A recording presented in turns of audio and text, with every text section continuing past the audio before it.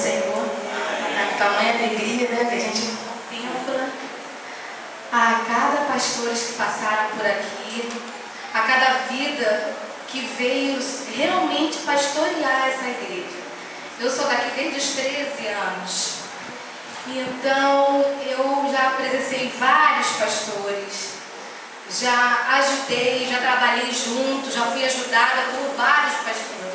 E eu só tenho a agradecer ao Senhor por cada dia que eu venho neste lugar e a cada dia eu aprendo uma palavra nova, eu aprendo alguma coisa nova. E o Senhor está sempre renovando as nossas vidas, sempre renovando aquilo que a gente tem que fazer, aquilo como nós temos que ser servos, como nós temos que ser dedicados ao Senhor.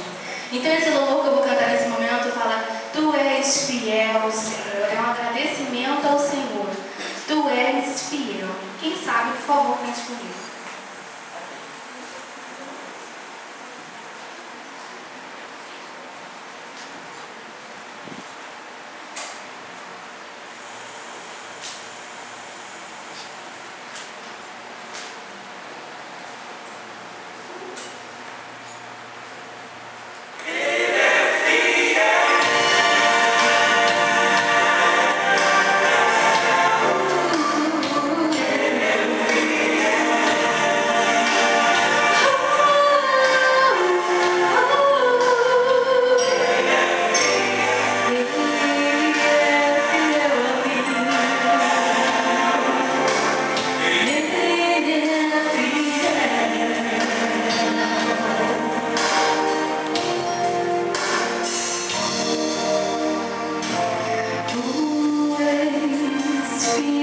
Senhor, meu